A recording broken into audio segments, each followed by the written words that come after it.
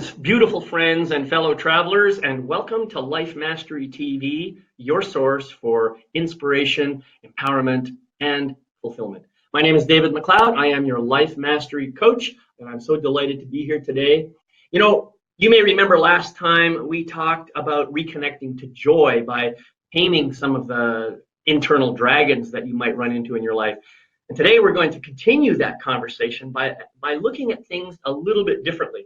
We're going to talk about how we run away from ourselves until we realize that we really want to find ourselves, which leads us then to heal ourselves by learning how to love ourselves. And that's really what this is all about. That's what I think life is all about. So it's going to be a wonderful and powerful journey, and I'm sure you're going to enjoy yourself for the next 45 minutes or so. And in a moment, you are going to have the delightful experience of meeting a true joy diva, someone who has gone through some harrowing personal experiences that had her doubting her true value. But as you will learn during this episode, she found a way to prevail, and she reconnected to that natural joy that was just waiting to be shared with the world. My guest is a motivational speaker and self-love coach who helps women and men discover their joy by reconnecting them back to themselves through the practice of self-love. She's also the co-founder of The Wellness Universe, a community of holistic practitioners, coaches, and thought leaders who are positively impacting the world to help create happy, healthy, and whole people. And you'll learn more about The Wellness Universe a little bit later because she's got a surprise for us. She is also the best-selling author of this little book right here. This is called Love Yourself Happy. Coincidentally, the same title as the topic that we're discussing today. I have no idea how that happened, but I can tell you this. This is an amazing little book. I haven't got it through it all yet, but I read about half of it, and I noticed that I'm feeling a lot of connection with Sherri, because I know her already, and this book is awesome. So you got to go out and get it. You can pick it up at Amazon. Anyway, without any more yammer, I want to introduce my good friend and colleague and this beautiful lady, Shari Alyse, to our show. Welcome, Shari, and thank you for joining me. Thank you so much, David, for having me. First, I'm honored that you have my book. That was such a beautiful surprise to see it in your hands, so thank you. Well, it's something I tend to do. When I connect to people and I really resonate with their message and what it is they're trying to teach, I find I might as well go get the book. I'll be bringing this with me to Soul Treat, which we'll be talking about in a minute, and I'll get you to sign that for me. But anyway, one of the things that I learned in this book is that you started out as a pretty joyful person. You started out as a typical kid with a lot of joy, a lot of happiness, a lot of positive, bouncy energy that eventually kind of got dwindled down for a number of different reasons. And you explain some of these reasons in your book. Would you share a little bit about that part of your journey, how you went from being fully joyful and maybe losing some of that joy and then finding your way back? Just take a few minutes and share that with us. Sure. Okay, so as I believe all of us, David, we all are born as these joy-filled people, joy-filled children, though we have everything. Like, there's no limitations, our imaginations are crazy. Like, we're just, we're just love. That's my belief. We're just love. Yeah. And then, things happen to us, events, people, beliefs are passed down. And for me, I feel there were two major factors that happened in my life. One of them, which I write very openly about in the book, is that I was sexually abused as a child at 7 years old. And so that immediately, obviously, can take somebody from this place of feeling complete freedom and joy in life and safety and feeling taken care of to all of that being stripped away. Mm-hmm. And then in addition, my parents went through a really bitter divorce, and I was 2 years old at that time. And so all I really remembered in the earlier part of my childhood was my mom really just always being upset in the house, like always just angry about something or sad, but she still showed us so much love. But me being able to, not understanding at the time that I was a very empathic person, and to, like, I felt her energy so strongly. So no matter how much she loved and how much she smiled, I sensed her sadness. And so what I discovered at an early age is that I could entertain her, that these small things that I could do, like that could bring a smile to her face, you know, like wrapping my blanket around myself and walking through the house and going, I am the queen of Egypt, like just silly things. Right. I don't even know if there's queens in Egypt. I don't even know. So in a way, you were kind of like her little mini support system. Yep. You Yep. helped her cope with whatever was going on for her. Yeah, and I didn't understand really what I was doing. I just knew that whatever I was doing made her smile and made her a little less sad, you know? And so in dealing with my own loss of joy, it's hard to say loss of joy because I don't think we ever lose our joy. I just want to get that right off the bat. Our joy is inherent. It is always there. It's just we have forgotten how to tap into it. We've forgotten that it's there. But so while I could have, I ended up giving all of my attention to my mom, and I ended up giving all of my attention to everybody else. And in that sense, I learned to not connect with my own feelings and what I was going through, because I was trying to help her and I was trying to please everybody else and all the people who were telling me how great and strong and brave I was, because I brought this man who abused me to court. And I prosecuted him and put him in jail. And so all I was told, David, was that, you know, you're such a brave and strong girl. And so that's what I was taught. And no one ever taught me to actually tap into my own feelings, Right. to see actually what I felt about it. Yeah. And so that's where I think the joy was lost, to original your question. Right. Well, first of all, I just want to say, yeah, this whole thing about sexual abuse, it is happening to an alarming number of people. And it really breaks my heart to know that there are people out there who are hurting so bad that they think that that's how they fix themselves, by inflicting themselves on young children. That just doesn't make any sense to me at all. And for the children who become victims in that way, what a horrible thing to happen. I don't know how we can raise our consciousness high enough to stop doing stuff like that. But I'm really grateful that there are people like you who can talk about your own experience and help us, the rest of us, understand the impact of that. And maybe that helps to raise consciousness even more. So I want to bless you and thank you for doing that. Thank you. You know, people asked me that before, and they said, how did you know to speak up? And I said, I don't know if I knew. I just had to. There was something in me from the time that it was happening, because I actually did call out for help in a roundabout way, but I wasn't heard, which then of course became another life lesson, which turned me into a speaker, crazy enough, like, hear me, you know. And so even when I left that day, that experience, I just kept telling people. I went home and told my sister, and then I had to tell the court. And in that sense of sharing and talking about it from an early age, I saw that helped people. And so I just kept speaking, because I just noticed that everything that I did was helping heal somebody else just a little bit more. But I'd like to just address what you said about how do we raise the consciousness and get, you know, people who hurt others. And I feel like it's the lifelong work that I've been called to do, which is this idea of self-love.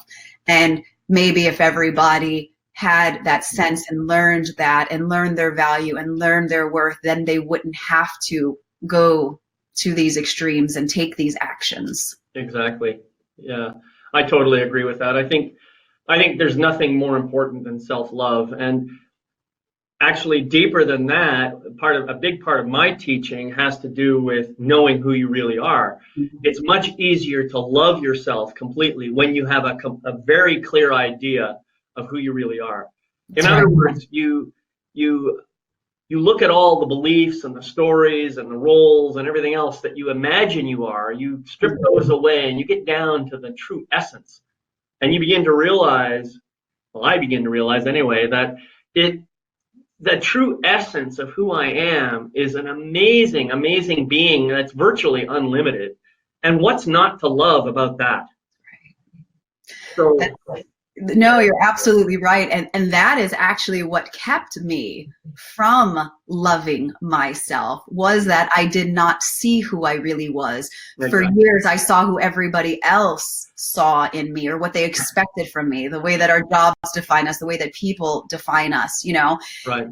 And it wasn't until I actually, a few years ago, actually really learned how to connect within that then I saw who I really was. And then I was like, how could I not love that? Yeah. How could I not? Well, and the other side of this that some people don't think about is when I know clearly who I am, it's much easier for me to see who you really are, because we really are the same in so many ways. You know, when you take away all the stories and the roles and everything else, you get to see that we're all the same energy, we're all the same, and we're connected, not just in some esoteric, spiritual, mumbo jumbo kind of way, but in a physical way. I mean, quantum physics demonstrates this perfectly, that we are actually connected and we're interacting with each other on subatomic levels. So we're constantly interacting. Our energy is exchanging. It's just an amazing, amazing thing. And, I love it personally. And yeah, so. Yeah, it's amazing. And I love hearing you say that, because that was actually something. It's like once you see your own self and your own light and your own beauty and all of that, then you absolutely can see it in other people. And then it makes kindness towards others and compassion for others so much easier, because you recognize that we're all these beautiful, without sounding too woo, but we're all these beautiful lights, these beautiful souls that are all just doing the best we can here, And like I said, it makes forgiveness for yourself, for others, and just love that much easier. Yeah. And, I'm glad you said that, because we are beautiful lights, but that includes all of the people who are struggling to see their own light, even though they may not see it, and they might be sitting there arguing with us saying, oh, that can't be true. And I totally get that. I was there one time in my life. I said, "No, that's all bullshit. That's not really true. You're making this up." It wasn't until I did my own inner work, when I got down to the truth of who I am, that I saw what it was that other people were talking about all that time. So it's really, really important, I think, and you've demonstrated this with your own work, that in is the only way out. This is what I tell people all the time. And so I'm really grateful to hear you talk about this. And your book is just, it's amazing. There's so many stories in there that I can resonate with. Yeah. Not the exact details, but the ultimate learning that you got out of each of those stories is stuff that I learned in a slightly different way. It's amazing to me. So this is a really important book. I'm sure glad you wrote it. Thanks, David. I felt, and I talk about in the beginning that my path, my journey is not going to be the same as yours. The details are going to be different, but the ultimate, the roads that we're walking are the same, and the lessons learned, and as you said, the only way out is to go in. And that's what I found, was that my entire life I was looking, as most of us do, for something outside of me to fill what felt like these gaping holes within, whether it was through my career, whether it was through a relationship, whether it was through food, whatever it was, just something and somebody to make me feel okay. Because as a young child, for most of us, when we've been hurt or when we've been betrayed, when we've been let down, from this space of joy that we talked about, from this beautiful space, we learn when people let us down that being this open and this vulnerable is not safe. And so I believe we close off to that part of ourselves. And that's the part that we leave behind, because that's the part that we're trying to keep from not being hurt again. And then we spend the rest of our lives running from ultimately who we are, which is that beauty, which is that joy, which is that magnificence. Yeah. You hit on something really, I think, very, very important here. And I think it's true. I think for children, total vulnerability is kind of risky, because they have all these adults around who haven't learned how to be vulnerable. And so they may find their energy being drained from them by these very hungry adults who don't know any better. Ironically, the path that you went through of giving up your vulnerability for a while and then going through all your challenging journeys and stuff to get back to your joy has put you in a place as an adult where you can be vulnerable and still be safe. And that's the beauty of the kind of work that you and I do with our clients, is we help them learn that process. Because ultimately, the greatest strength that you have comes from your vulnerability, not from hiding who you are.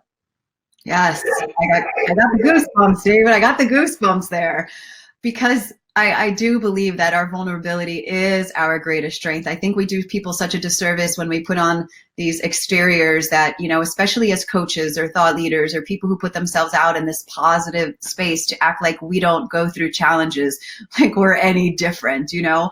I think it's our job to be able to share that aspect of ourselves, and then just the journey through it and how we face that. But when you said that we could still find safety in our vulnerability, the reason why I got the goosebumps is because we created that for ourselves by connecting with ourselves and knowing our own self-love, because I know I'm safe here. I know that no matter what else happens out there, that I have me as my foundation and me to turn to, and that allows me to just put it all out there. Yeah, that's pretty awesome for sure. There's something else I noticed in your book, and I'm going to draw attention to this. Obviously, you have a very strong connection with Neale Donald Walsch. Mm-hmm. I mean, he was my hero. He actually, I think, was responsible for getting me on my path of personal growth. Not that he knows that, but I mean, I have spoken to him and I've talked to him about this, and I've just expressed great gratitude. But it was his book, Conversations with God, that blew me wide open. Too. And I saw things in there. I said, wow, this is what I believed all along, and now somebody else is saying it. What an amazing experience that was. So, yeah. So there, you know, you and I have a lot of connections here, and I see that. Yet, but I do. So I'll share more with you later as we. Okay. Yeah, no, that book itself is what actually set me on my spiritual path too. Because as I write about in the book, you know, I was brokenhearted. My ex-fiance had like tore me just wide open. And this book, I don't even remember how I got it. I wasn't into it. I mean, I was always into being inspired and motivated, but this book just landed in my hands. And I remember just sitting with it at night, like with candles and a journal, because I was told journaling was good. And it was like these words just leapt off this page, and everything that was hurting was eased in some way. And then I saw this relationship that he was having with God, and it just all felt so right. And I was like, oh my God, I want more of this, and I need more of this. Yeah. And it literally just opened me up in that way too. And that's where I really believe that my spiritual side just kind of, it connected, and the goosebumps happened, and it was like, oh, this is who you are. Yeah. And this is the path you want to follow. Yeah, beautiful, beautiful. I mean, I'm sure we could have a whole conversation about Conversations with God. It's an amazing book, and I think Neale Donald Walsch is an amazing guy. And we have our own conversation to continue here, so I want to get back to that. This whole, you know, the thought that comes to my mind is, you know, in our Bill of Rights, I think it is, we have the right to the pursuit of happiness. And I find it interesting that we have that phrase, pursuit of happiness, as if happiness is something you have to chase after, you know, as if it's way out there somewhere. You cannot have it without pursuing it. Isn't it interesting how we have a formal document that's been alive in our culture for a couple of 100 years, at least 300 years, I think, and nobody's ever thought about the meaning of that phrase, or maybe they have thought about it and haven't said anything. Just as me, I mean, you and I know that the pursuit is unnecessary. Correct. Yep, absolutely. I think that's because then they could say to us, well, look what we've got for you that will create the happiness. Look over here, look over there, you know. Right. That's just shiny objects. Right, exactly. You know, it was interesting. I'm going to share a quick story with you because I was one, as most of us, who was pursuing my happiness and looking, as I said, for it all outside of me. And it wasn't until I actually went to Haiti in 2010, right after their earthquake. I had never thought about volunteer work. I remember just watching on the television one of the young victims being pulled out from rubble, and all that came over me was like, I need to go help. I didn't know where that came from. 2 weeks later, I was there. Again, all the pieces fell in place. And I remember I went there, I was on the airplane thinking, oh my God, we're going to bring them so many smiles, and we're going to bring them so much love, and we're helping them, we're going to do all these great things for them. And of course, that was for me. Because right, yeah, I'm going to be the savior, and they actually, in a way, saved me. because what I discovered there was the most, and I call it joy, the most joy I'd ever seen in the midst of rubble, in the midst of destruction. We were at an orphanage and children were there without limbs. And I remember it was Sunday service and they all went under this tree to do a makeshift church ceremony. And everybody was just singing their hearts out. Biggest smiles I'd ever seen in my life. They were so joyful. They were so everything. And I'm looking around at like nothing and thought, there is something they know that we do not know. And it was in that moment that I came home and I said, oh, joy is nothing out there. Joy is all here. Yeah. And that changed the trajectory for me to understanding in my next level, you know, because it's all steps of our journey, to be like, oh, it's in here, Sherri. All right. Maybe we got to go further in here. Yeah, that's a beautiful story, and it resonates so closely. I had an almost identical experience, although it had nothing to do with Haiti. Mm-hmm. I mean, in 2013, I was invited to go with a bunch of messengers to Liberia.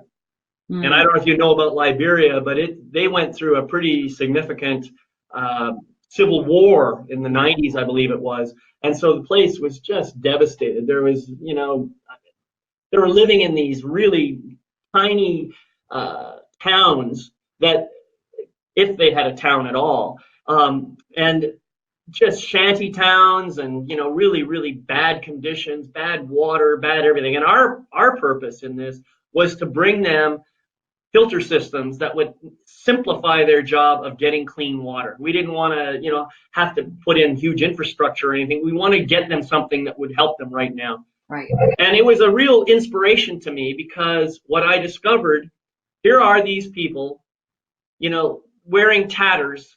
We're living in these really horrid conditions. Even our slums in the U.S. are in better condition than what they were living in. Yeah. They had to dig their water out of a hole in the ground and you know, boil it and all the rest of that. I mean, it was appalling, really. Yeah. And yet, what did I see? I see people with big smiles on their face, big, beautiful hearts, jumping up and down, joyful, happy. I thought, what is wrong with this picture? Right. You know, here we are worried about, you know, whether our cell phone gets coverage or whether we got the right color of, you know, fingernail polish. But they're worried about where their water comes, and they're the ones who are jumping up and down for joy. Man, did I have an awakening. Yeah. So it was a beautiful experience, and something that really got me to, you know, to connect in and understand that joy doesn't know any conditions. It doesn't know any limitations. It's there. Yeah. So yeah, thank you for sharing that. Yeah, no, never changing. It's funny because when you were saying like the things we worry about, when I returned home from Haiti, literally that night I was working at a restaurant at the time as a waitress, and I went back to work that night, and it was a really wealthy restaurant, and it was literally after being with no running water, not like just being in the conditions. And this woman calls me over to my table and she starts yelling at me that the straw is not thick enough for her to get her margarita down. And it was like, where am I? Exactly. Do you know where I just came from? And like, you're complaining about a straw? It was just, yeah. So that just reminded me of that. I was like, all right, we've got bigger things to work on here. Yep. Yeah. And you know, that's part of it too, isn't it? I mean, so this lady who was worried about the straw, or anybody else, like the people who worry about their cell phone coverage, whatever, mm-hmm. You know, these are what we call first world problems, right? Yep. We are so tied up with our gadgets and our collections of things and trying to look as good or better than the other guy that we forget about who we really are, and we're disconnected from our joy as a result. Absolutely. The process of chasing after all those things is the process that you talked about earlier of running away from yourself. That's right. Distracting, needing, stepping over, feeling like you have to take all of these things that are not in alignment with our truth is all because we haven't aligned ourselves with our truth, because right. We have forgotten who we are, because we have turned our back away from it. Right. And when we do that, when we run away from ourselves, then what we're essentially doing is saying, all right, world, you tell me who I am. I need you take care of all my needs and pretend that you know what they are. I need you to tell me what I want, or tell me what I should do. You know, all this kind of stuff. We just lose sight of the truth. And then we get upset with people because they're not giving us what we need, and it's because nobody ever will. Right. That's a goose chase. Like, isn't that ironic? Yeah, it's like over and over again, like, why aren't you being who I need you to be? And it's like, well, I'll never be able to be that person, but why, you know? And it's like, ultimately, and for me in my journey, it wasn't until I was able to fill those again, and I just call them wounds and these holes, and until I was able to, that then I was able to start looking at you, David, and understanding your beauty and who you are, and not feeling the need to have to take from you and have to have you show up as a certain person in order for me to feel a certain way. Yeah, well, that's what really, I think that's what growth is about. You know, as we grow into the truth of who we really are, then our need for external gratification or acknowledgement or validation starts to diminish. Yeah, we don't really need that, because ultimately the only person who needs to respect me is me. The only person who needs to approve of me is me. You know, other people may respect me or not. That doesn't matter as long as I have self-respect. Other people may approve of me or not, but that doesn't matter as long as I approve of myself.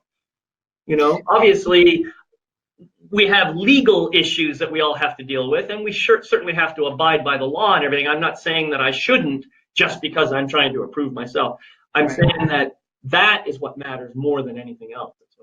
Well, and again, so interesting about that is that we think that we need this validation, and then when we get it, as I write about in the book, I don't even know if you've gotten to that part yet, but I literally say, like, I finally got all this validation that I had been seeking, and people were telling me how amazing I was on Facebook in this one post, and I remember literally reading these words and being numb to it all, like literally it meaning nothing to me, and it was like another big awakening that I had. I was like, your life, you've been seeking this externally, and now you're getting it, and it doesn't mean anything, and it's because I didn't feel that way about myself.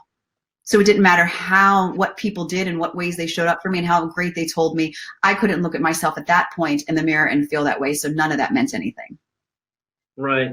I think that's beautiful. I'm glad you shared that, and yes, I did read that. I think I'm past that part. There's a few other.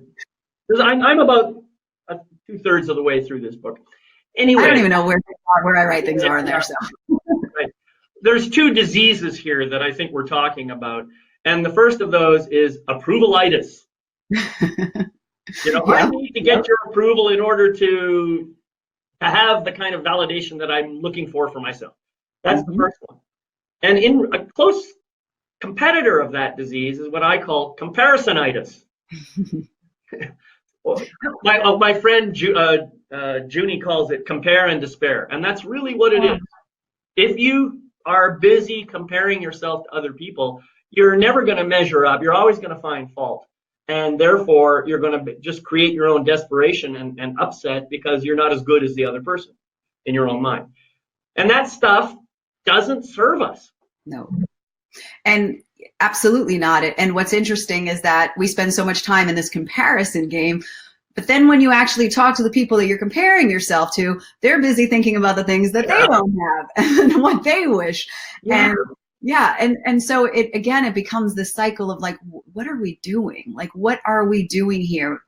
You know, there is never, and it took me a long time to get to this. It's not something you just discover overnight, but there is nobody else that will ever do what I do in the way that I do it. And the greatest lesson that I ever learned and have learned, and to this day I've learned, is to just show up as me. And that's damn good enough. Absolutely. Yeah. Damn good. You know, something you were just saying just triggered a thought, and I know I've had this happen, where I'm busy in my mind thinking this other person is so much better than me for whatever reason. And out of the blue, not even the same moment perhaps, but a different moment, this person comes to me and says, "Man, you're so amazing." And I'm looking at this person saying, "What? You're thinking that?" In other words, you're busy making the other person bigger than you, while that person is probably doing the same to you. Yep. That's my point. And we do it to each other. Why can't we all just accept each other as just amazing beings and just be done with it? Right. Yes, Yeah. let's start that movement.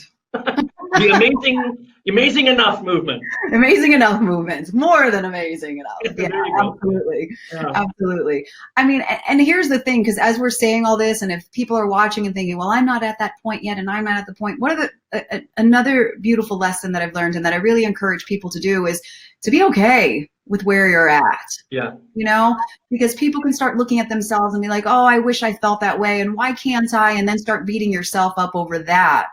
And it's in this place of just accepting where you're at this moment in time and loving yourself in it. Because that's my big lesson, is loving yourself where you're at.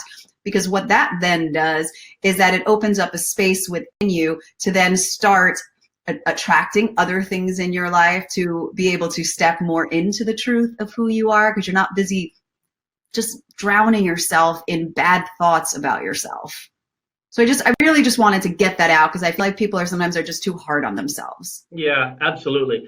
And, you know, I think one of the ways that I help people see that is I say, imagine that you're traveling on a mountain, you know, and you're trudging up the mountain. It's hard work. And you're thinking, oh, my God, there's so much more mountain left to climb. I don't think I'm ever going to get to the top. When you feel that way, that's kind of like up there is the person you think you want to be, right? If you stop for a moment, just take a deep breath, stop looking up the mountain, take a deep breath, and turn around and take a look down the mountain. And just acknowledge how far you've come so far. Beautiful. It's pretty amazing. You know, you are where you are on this path up the mountain. You may never reach the top, but you can enjoy where you are right now. Yes. Because there's probably some pretty good stuff right around. Yeah, absolutely. Right around here. Yeah, exactly. And we're always missing what's right here because we're so focused on getting there. Yeah, yeah. And then the interesting thing with that is that then I found, then once you get there, then you're wondering, well, where's next? And so you spend your entire life chasing that next, that bar that just keeps getting, you know, raised. Yeah, right now, right here is the place to be. And it's harder said than done. Mm-hmm. No, it's easier said. It's harder done than said. That statement was harder said than done. That's right. It really is. It's the kind of thing where just sitting still in the silence and in the present moment is difficult, because our ego minds just like to keep going and chattering and say, hey, what about this? Hey, what about that? Hey, do you remember what that person did to you? Hey, you know, you got to think about paying the bills. Hey, you know, you got all this money you have to make.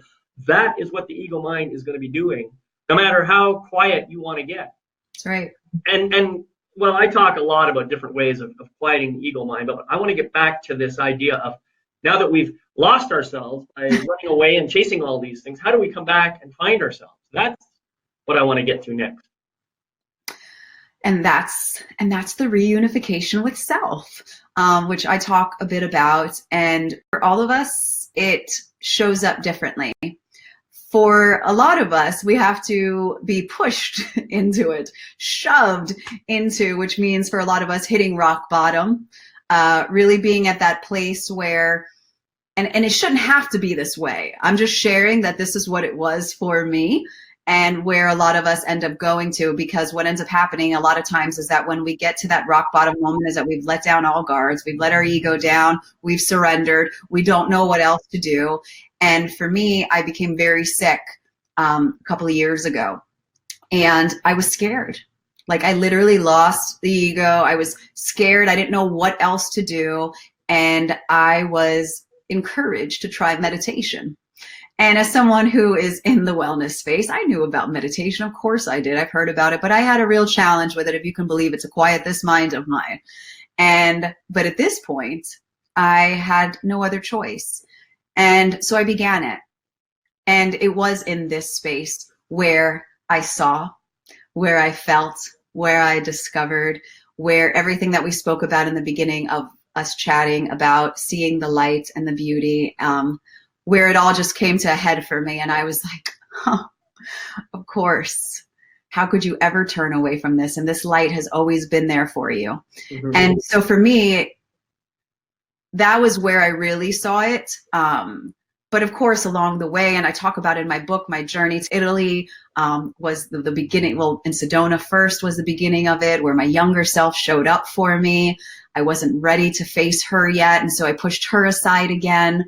And then I went to Italy, and the big message came through for me, which I don't want to give away, but it was basically the reuniting with myself. And then to a few years ago, where I literally felt myself and saw myself. And it's in this space where you realize that everything you've been chasing and everything that you've been running from, that all you've ever needed has been sitting here, right here, just wanting to love you back. Right. Yeah, that's beautiful. Yeah. And, you know, I know in my own journey back to myself, which, you know, followed a similar kind of path. I ended up at rock bottom as well. And I think, frankly, I think that's part of the human journey. I really do. I think we all have to go through some kind of a descent process into a Our night of the soul. Yeah, so that we can find our way out and bring what we learn out and share that with the world. I think that's really what we're all here to do. And you know, Joseph Campbell calls that process the hero's journey. So we all seem to have it. We may have multiple examples of a hero's journey, but life overall seems to follow that kind of trajectory. We start out in this high place, we go through stuff, and then slowly descend down, maybe not even realizing we're going downhill. And then all of a sudden, one day we realize, oh my God, I'm in this. I don't want to be here. How do I get out? And so that's the process that we have to go through. So coming back out on the other side, as you just described, can happen in a variety of ways. But one thing that's almost guaranteed is sooner or later, you're going to have to face those old wounds, the old pains that caused you to come down into this pit in the first place. And you can't just wish them away. I'm sorry, it just doesn't work that way.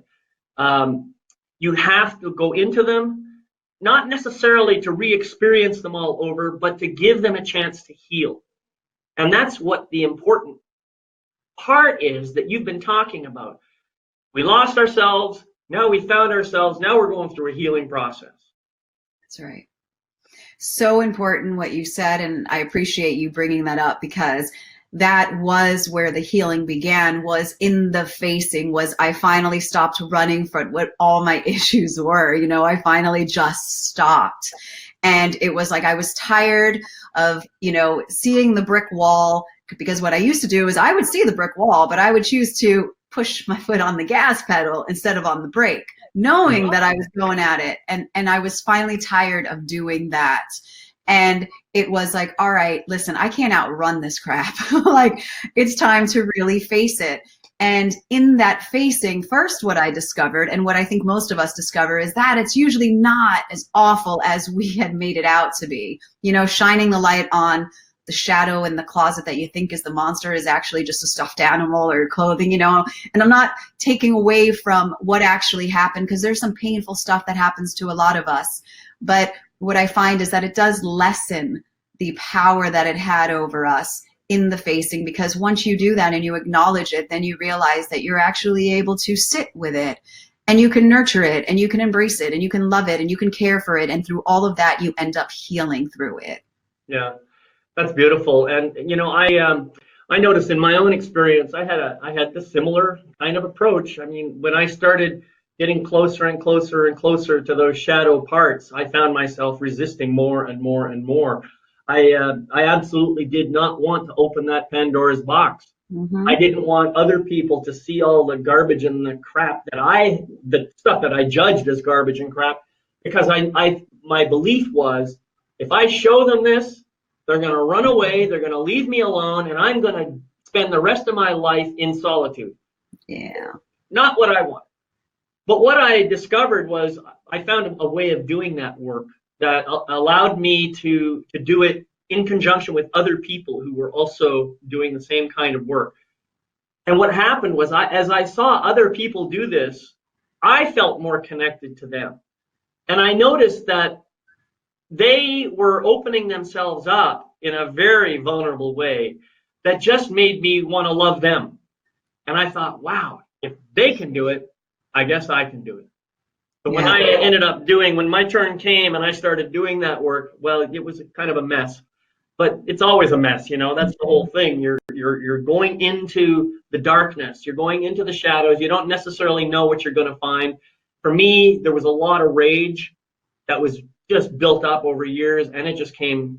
I mean, I basically vomited out my rage, not literally, but it came out in a very explicit way. But what really surprised me was after that rage came out, then it was just intense grief. Just intense grief that just poured out of me, tears, snot, you name it. I had it all coming out. And after that was done, I was pretty much empty. It was like amazing. I was an empty vessel. And all of a sudden, this beautiful, warm, blue light just started coming in and filling me up. And when that happened, that's when I suddenly understood what it meant to love myself. I love that. It really was. It was that difficult for me to get to it. It's not going to be that difficult for everybody. But in the process of going through that, what I learned was my shadows aren't nearly as scary as I thought they were. And you said that yourself. It's not that they were, teddy bears or anything, but they weren't nearly as scary. And now I reach a point where I am really curious about what else is in there that maybe I haven't seen yet. Yeah. I take my flashlight and my spelunking gear and I go cave hunting. Totally. It's so important that you say that, because I do that every day. Like if I'm making choices that I know aren't, because I don't make great choices every day. I'm a human being, I don't. But so when I see myself, because my poor choices always have been food. So even now, if I see myself not eating as great as I should, I go with the flashlight too and go, all right, Sherri, what's happening in there? Yeah. What are we avoiding? What's going on? And I don't mind taking the journey anymore, because I already know that I'm going to grow and expand from it. Yeah.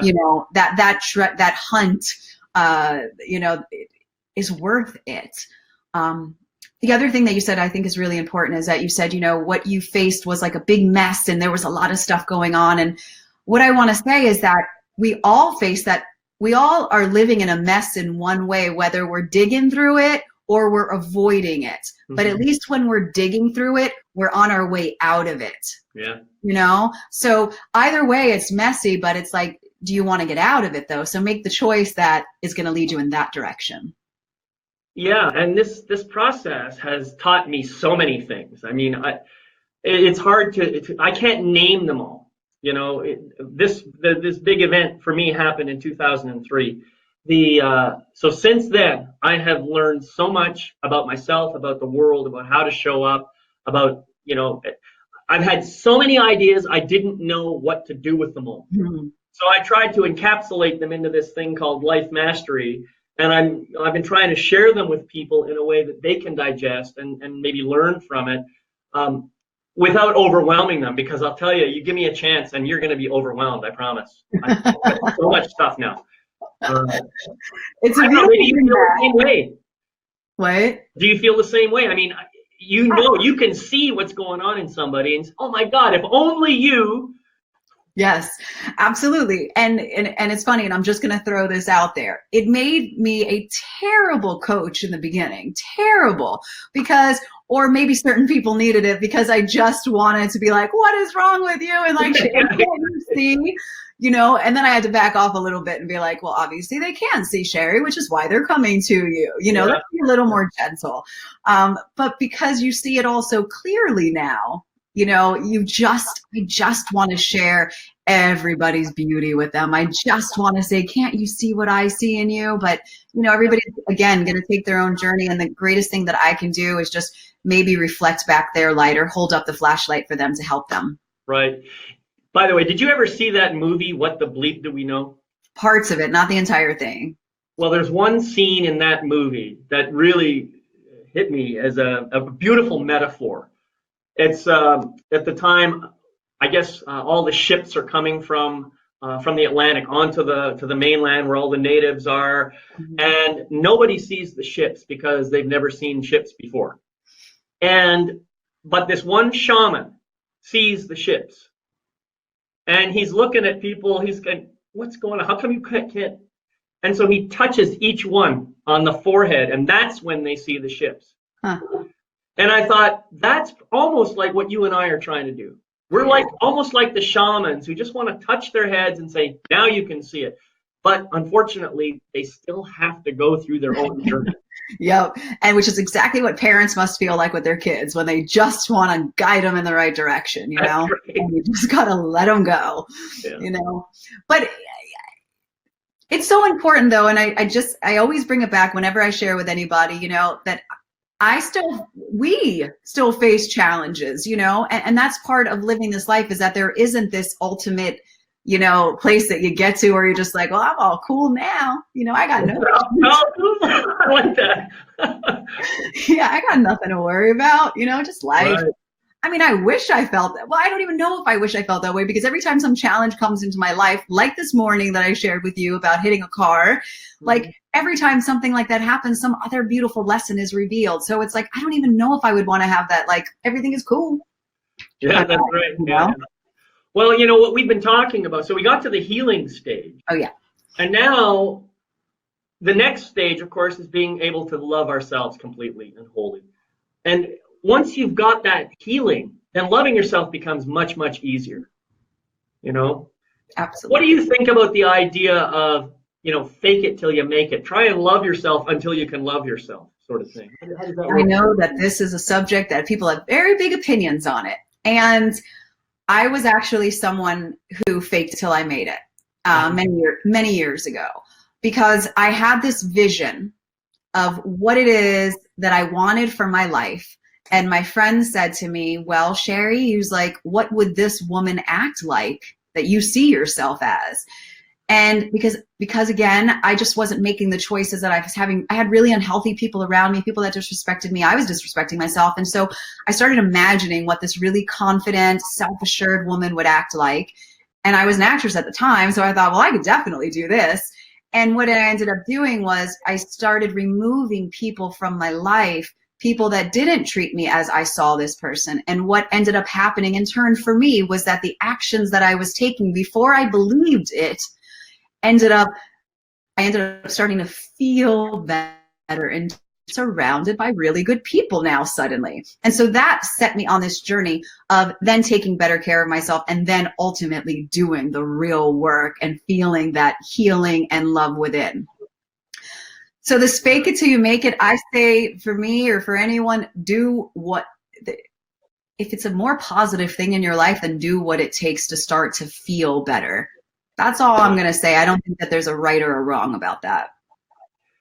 No, and I agree with that. I think that the words right and wrong are just value judgments that we place on things. You know, what's right for you might be wrong for me, and vice versa. Right. You know, it's the same thing with the good and bad and all that. Yeah, stuff. totally. What we're really talking about here is preferences. You know, when I say this is good and that's bad, I'm saying I prefer this over that is really what I'm saying. And I think what we need to, as a culture, we need to understand that. Right. But I really appreciate what you're saying about the idea of fake it till you make it. I've generally had a kind of, let's say I've had a negative belief about the idea. But now the way you've described it really helps me to see it in a different perspective. So I appreciate that. Yeah, and it's interesting because I've seen it in both perspectives. I understand why some people, you know, don't have a liking to it or a preference to it. Yeah. For me, it worked because I couldn't make that emotional decision yet before I felt it. And so taking inspired action or action that, you know, reflected that helped me, you know, as I shared, begin to feel that. Right. But when I think, go ahead. No, go ahead. You know, I was just going to say, when I say, or you say the words loving yourself, the big discovery I found about loving ourselves is, and I shared in Love Yourself Happy, is loving yourself to me shows up in loving yourself in all moments, in all feelings, in all circumstances. You know, that's what true love is, not just loving yourself when you're happy or loving yourself when you're a good person or loving yourself when things are going great. It's sitting there with you in the hard moments. It's, you know, being compassionate with yourself and being kind with yourself and gentle. And all of those are possible when we talked about when you do the healing work, when you have reconnected back to yourself, because what you realize is that you are worthy of all of that. Yeah, that's absolutely true. Each of us, every single one of us, is worthy just because we're here. Mm. There is no other reason you need to be worthy. And so the one person you need to have in your life to love you is you. That's really all you need. Everything. Yeah.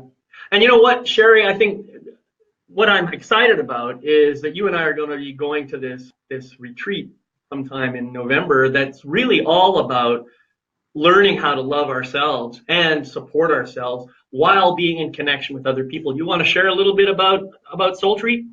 I would love to, because Soul Treat to me is like my heart on a plate.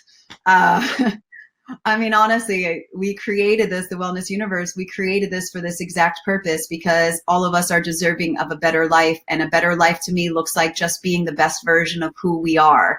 And so we set up Soul Treat to be able to introduce you to you, to be able to create a space that allows you to feel safe, to perhaps remove some of the barriers that are stopping you from seeing the light that we've spoken about. So we have many different practitioners that are going to help you on day one, just release the stuff that you're holding on to, even if you're not aware that you're holding on to it, to help you acknowledge it and uncover it. And then day two, once you've released all that stuff or begun that process, you now have all of this beautiful space inside to work with. It's like Play-Doh. And so day two, we have practitioners that are all just going to share with you different tips and tools and resources and ways to now be able to move forward and reset your mind, body, and spirit to live the life that you know that you are meant to, and that you're deserving and valuable and worthy of. So anyway, Soul Treat takes place November 2nd and 3rd in Sedona. Registration closes on October 18th, so it's right around the corner. And I have a special offering for your audience, David, if I might share. Absolutely, please do. Yeah, so I would love to, if you are watching this now or up until the 18th, if you have a best friend or someone that you want to take with you, both of you for the holidays, you know, just really get yourself on track. Offering to you 2-for-1 ticket right now. So the ticket price is $397, but we will give you that price for 2 people. So under $200 to be able to spend 2 full days in Sedona with us, with David, with myself, with other amazing people in the Red Rocks. So I'd love for you to check it out. Now, did you just say 2-for-1? I did say 2-for-1. Oh my God, that's a deal. That's a deal. So basically, I could pay for myself and get a second ticket and bring a friend along with me, or I could split the price with somebody, or there's all kinds of ways I can do this. Yep, absolutely. And as I said, and I mentioned holiday because Christmas, Hanukkah, all of the holidays are right here. So what better gift than to give somebody the gift of healing and helping themselves. Oh, that's pretty awesome. Well, thank you so much for that generous gift. I know I was at the last Soul Treat, the one in April, and what I can say is it was an amazing experience. It was the first time you guys did it. It was all new, and what I really love about Soul Treat is that it's not just a pitch fest. So many workshops I've gone to before where I go there and I know I'm just going to be sold. Doesn't happen at Soul Treat. Soul Treat is about helping people to reconnect to who they are and to, learn the tools and connect with some people, get some workshops, there's all kinds of good stuff there. And I know this one's going to be even better because you've got twice as many people coming, and it's going to be intense. I'm looking forward to it. Yes, and I love you for saying that, because that was really important, is that we're not here to sell you anything. You're already there. We got you there. What we want to do is just create the most beautiful you, because in creating the most beautiful you, we create the most beautiful world. So that's what that's about. So I hope that your peeps, your tribe will join us, because it's going to be a beautiful time together. Yeah, I agree. Well, it's hard to believe, but our time is pretty much up here. It's been another wonderful episode of Life Mastery TV. Thank you so much, Sherri, for joining me and sharing your amazing wisdom. And let me just remind people about this great book that you can get on Amazon. It's called Love Yourself Happy. And if you notice up here, it says a foreword by God. G-O-D. Yeah, it's great. I like that. So thank you for that, Sherri, and thank you for being here. And I just want to say to all you folks out there, thank you so much for joining and watching today's program. Remember, you can review recordings of this and all my other shows that have been on at my website at lifemasterytv.com. That's life-masterytv.com. And if you're interested in my podcast, you can subscribe to that as well. It's available at lifemasterywisdom.com. Anyway, I want to remind you before you go to remember to practice the life mastery mantra on a daily basis. Remember, it goes like this. I gratefully forgive the imperfect being I have been in the past. I gratefully accept the magnificent being I am right now. And I gratefully welcome the evolved being I am becoming in each new moment. So until we meet again, I am David McLeod, your Life Mastery Coach, wishing you life, love, light, and blessings on your upcoming and continuing journey. See you next time.